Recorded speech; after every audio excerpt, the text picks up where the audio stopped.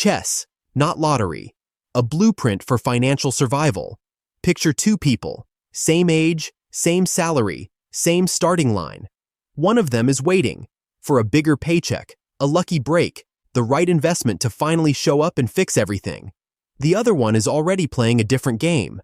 5 years later, only one of them is actually further ahead. And it's usually not the one who was waiting. You don't need one catastrophic mistake to destroy your financial life. Sometimes all it takes is playing the wrong game. On one side, there's the lottery. One lucky number. One perfect trade. One windfall that fixes everything. On the other side, there's chess. No miracles. Just the board, the pieces you actually have, and the next move. Both games promise money. Only one gives your decisions a meaningful influence over the outcome. Before anything else, you need to see the board. In your financial life, that board is your cash flow, where your money comes from, and where it quietly disappears to. Most people can tell you their salary. Almost no one can tell you where last month's money actually went. You don't need a complicated spreadsheet for this. You need one honest hour and the willingness to actually look. Now let's look at the pieces, because in chess, every piece has a job, and so does every part of your financial life. The king, not the strongest piece on the board. He barely moves, but lose him, and the game is over instantly. Nothing else matters anymore. This is your financial security, shelter, food, the ability to survive a bad month without collapsing. This piece has one job, not to win, not to grow, just to stay on the board so the game can continue tomorrow. Every other piece you own exists, ultimately, to protect this one. The queen, the most powerful piece you have. She moves in every direction, covers more ground than anything else on the board. She is not your salary. She is your earning power, your skill, your expertise, the specific problem the world pays you to solve. This is why two people can hold the exact same job title and end up with completely different financial futures. One treats their skill as fixed. The other keeps sharpening it. A certification here, a hard conversation about pay there. One more thing they can do that fewer people can. Small moves, compounding value. The rooks, they move in straight lines. No tricks, no flair, nothing to post about.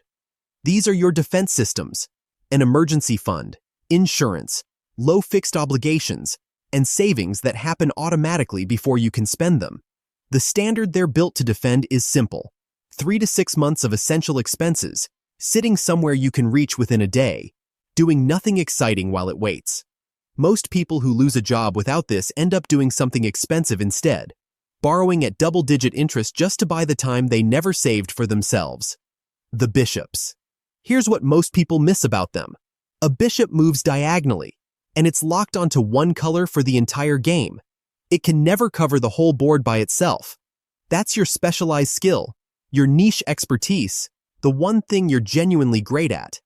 Powerful in its lane, limited outside it. Which is why one skill can make you valuable, but a combination of skills can make you difficult to replace. A generalist gets hired. A specialist gets sought out. The knights, the only piece that jumps. It moves in an L shape, hops clean over whatever is in its way, and lands somewhere nobody saw coming. This is calculated risk, the career pivot, the unconventional opportunity, the bet you make because you understand the board, not because you stopped looking at it. People who take risk well follow one rule. The lottery crowd never does. They decide exactly how much they're willing to lose before they make the move. That's what separates a knight's jump from a blind leap. The landing was calculated before the piece ever left the square. The pawns, the smallest, weakest piece on the board, moves one square at a time. Almost everyone ignores them. But a pawn that survives the full length of the board becomes a queen. Run the actual math on this. Set aside $200 a month for 20 years and let it sit somewhere tracking a long-term market average. You end up with roughly 6 figures. Not from one brilliant call, from $200, repeated, for 240 months straight. Somewhere between the king and the queen, most people fall for the same trap. They think winning looks like expensive pieces on the board. The leased car, the closet full of new clothes, the version of a life that photographs well. None of that is a position. It's a costume. And a costume doesn't survive a bad quarter the way a real position does.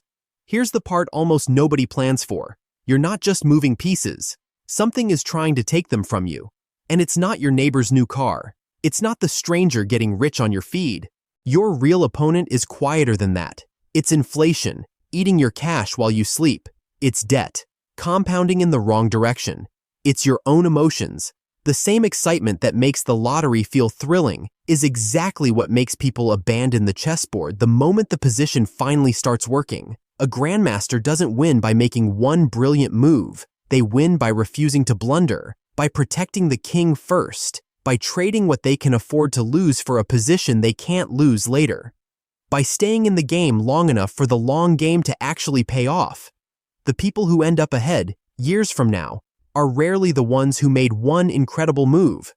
They're the ones who were still sitting at the board when everyone else had already quit. You don't need a lottery ticket. You already have a full board. So look down, count your pieces, and make your next move like someone who's still playing years from now. Because you are. In the sketchbook economy, every page leads to another. Subscribe and turn the page with me.